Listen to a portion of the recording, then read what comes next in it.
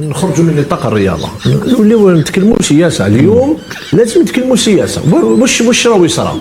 على بالك باللي المغرب مساله حياه او موت. بالنسبه للقجع هما ينظموا كاس افريقيا، لازم يفوزوا عليها بكل الطرق. اوسخ من كده مفيش، اوسخ من كده مفيش، عمري ما شفت اوسخ من كده. بنات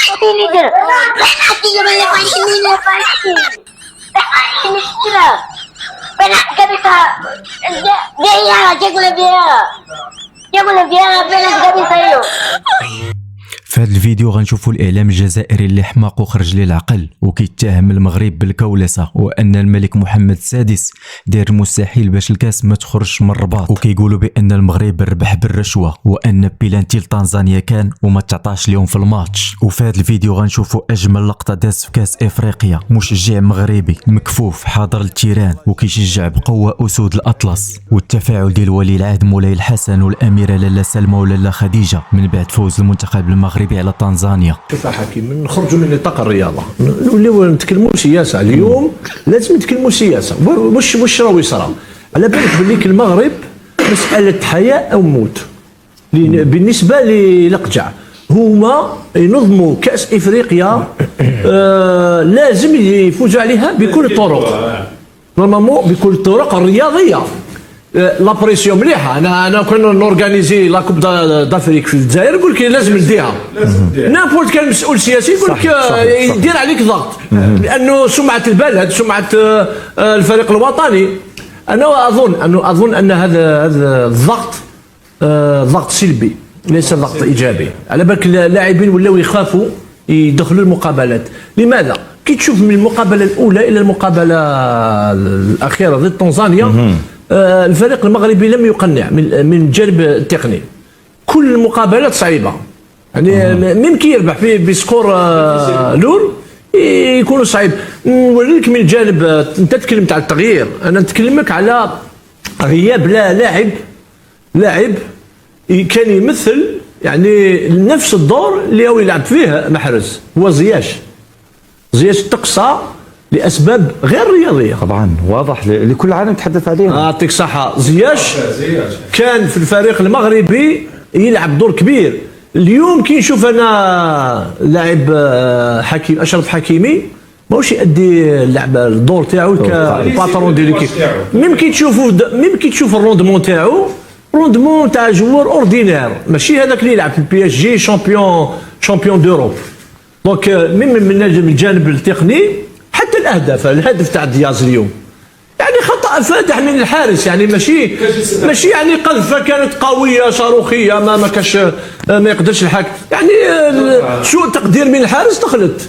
سي بور سا قلت لك الضغط الكبير اللي راهو يعيشوا اللاعبين تاع الفريق المغربي ما كاش راهو يعيشوا، لانه الضغط ليس رياضي. طيب ضغط سياسي محض. طيب الاعلام الجزائري مازال داير حمله مسعوره على المغرب وكيتهم القجع والملك محمد السادس بالكولسه، واننا شرينا كاس افريقيا باش ما يخرجش من مدينه الرباط. النظام الجزائري والاعلام ديالو مازال كيحلموا بالمملكه المغربيه، وديما نظريه الكولسه عايشه معاهم وكتجري في الدم ديالهم، والحقد المملكه المغربيه مازال ما بغاش يتسالى. من بعد ما نظمنا احسن نسخه ديال كاس افريقيا داز في التاريخ، ملاعب جوده عالميه، جمهور راقي، المغرب كيشجع جميع المنتخبات الافريقيه كما كانت الجنسيه ديالهم. الغيره والحسد عماو العينين ديال النظام الجزائري والاعلام ديالهم، ولاو بحال شي كلاب مسعورين كيخرجوا كيهاجموا المملكه المغربيه، المؤامره، القجع، الكولسه. ولكن هاد الهضره والاتهامات ما بقاش كتوكل النظام الجزائري والاعلام ديالو الخبز، حيت فضحنا الجزائر والاعلام ديالها وعريناهم قدام العالم. واللي مهم في هادشي كامل هو ان المغرب تاهل ربع النهايه وغادي يواجه المنتخب ديال الكاميرون، وحنا كمغاربه ما كتهمناش الهضره ديال الاعلام الاعلام الجزائري اللي بغاو يقولوه. المهم عندنا هو نساندو المنتخب باش يفوز بكاس افريقيا. كل الظروف والوسائل متوفره باش نعيشوا احتفال تاريخي، وكما احتفلنا بقضيه الصحراء المغربيه اللي داز عليها 50 عام، غادي نعاودوا نحتفلوا بكاس افريقيا اللي كنتسناوها حتى هي اكثر من 50 عام. اجمل فيديو داز في كاس افريقيا كامل بالمغرب، مشجع مغربي من ذوي الاحتياجات الخاصه مكفوف وما كيشوفش، حاضر في التيران ديال مولاي عبد الله وبقى واقف على رجليه طيله 90 دقيقه كيشجع في المنتخب المغربي باش يربح تنزانيا. هذا الفيديو داز في قنوات عالميه والصحف كامله هضرات على هذا الولد. كانت واحد اللقطه زوينه اللي داز في كاس افريقيا. وما نساوش الفيديو ديال الامير مولاي الحسن والاميره لاله سلمى ولاله خديجه اللي كانوا حاضرين في التيران ديال مولاي عبد الله وساندوا الاسود وفرحوا بالهدف ديال دياز. والزوين في هادشي كامل هو ان الامراء كانوا حاضرين معاهم صحابهم وعائلتهم في التيران. وهذه اللقطه اللي كتبين الترابط ما بين الاسره الملكيه والشعب المغربي. كنتمناو ان المنتخب المغربي يدير كل ما في جهده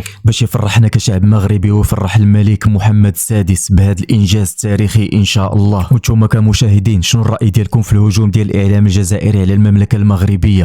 احسن كاس افريقيا داز في التاريخ، 50 عام والمغاربه كيتسناو باش يفرحوا بهذا اللقب بحال قضيه الصحراء المغربيه. اخر خطاب كان دار الملك محمد السادس ان فتحنا لك فتحا مبينا، والحمد لله ربي كبير بدا كيفتح لنا ابواب الخير، وربي ما غاديش يخيبنا والكاس ما غتخرجش من الرباط. شكون قال غنشوفوا الافارقه كيهضروا بالدارجه المغربيه والعداوه ما بين المغرب والجزائر تحول خاوه؟ واش بصح حنا منبطحين ولا مدلولين؟ طبعا لا، حنا تربيه الملوك الدار الكبيره وخيرنا يغلب على شرهم. شكون حنا المغاربه؟ شكون قال افريقيا تضرب الدارجه المغربيه؟ وحدنا عرب شمال افريقيا تحت كلمه وحده، خاوه. بين العالم الاصل والمعدن الحقيقي ديال المغرب والمغاربه، بلاد الجود والكرم وحسن الضيافه، بلاد السلم والامان والتعايش. احسن نسخه ديال كاس افريقيا داز في التاريخ، افارقه كيهضروا بالدارجه المغربيه احسن من اشرف حكيمي وابراهيم دياس. افارقه اللي كانوا دايرين المغرب مجرد قنطره باش يعبروا اوروبا،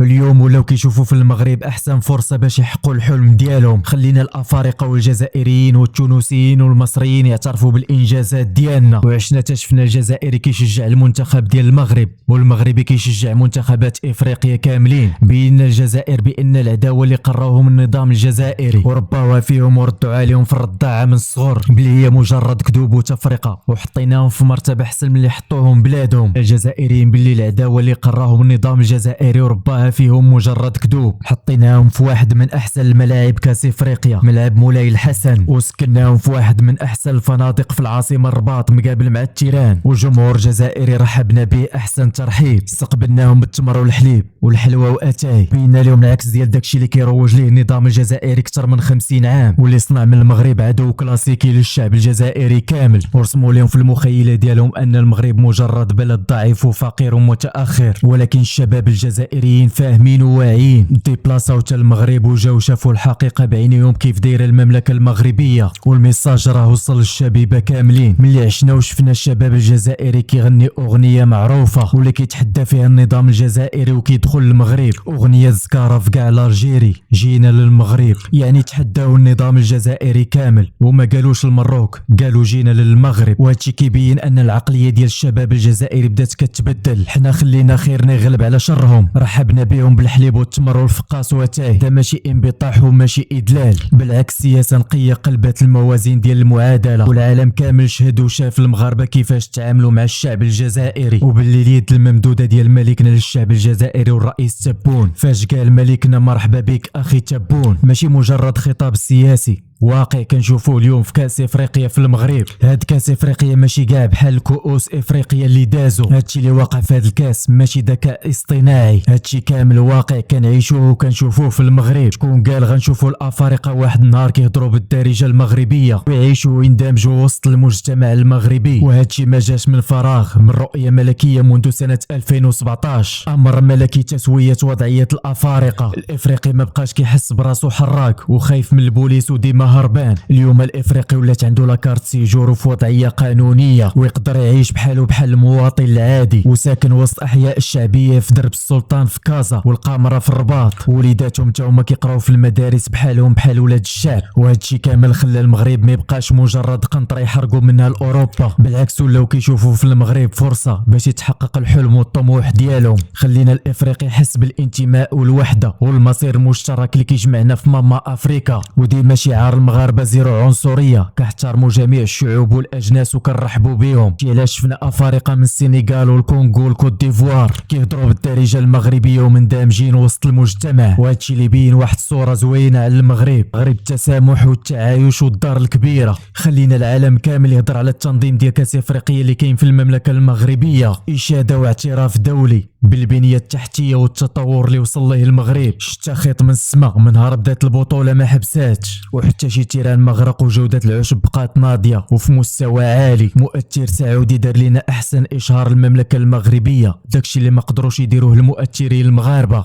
واحد المؤثر جزائري تا هو دار لنا احسن ترويج للمملكه المغربيه في هاد كاس افريقيا. اما الناس اللي كينتقدوا المغاربه اللي رحبوا بالجزائريين وضايفوهم وكيقولوا عليهم مدلولين ومنبطحين، لا خويا خاصك تبدل النظره ديالك وتعاود تفكر مزيان. كل شعب بلاكتو مكتوبه على ظهره وكيمثل غير راسو. حنا كشعب مغربي كنمثلوا الضيافه والكرم وحسن الاستقبال، وهادشي راه ما جبناش من الخلا، جبناه من الملك ديالنا وجدودنا اللي رباونا عليه. المغاربه معروف عليهم غير الخير والاحسان والدار الكبيره، ما عمرنا ادينا حتى شي دوله ولا الجيران ديالنا الجزائر. حياتنا كامله وحنا كندافع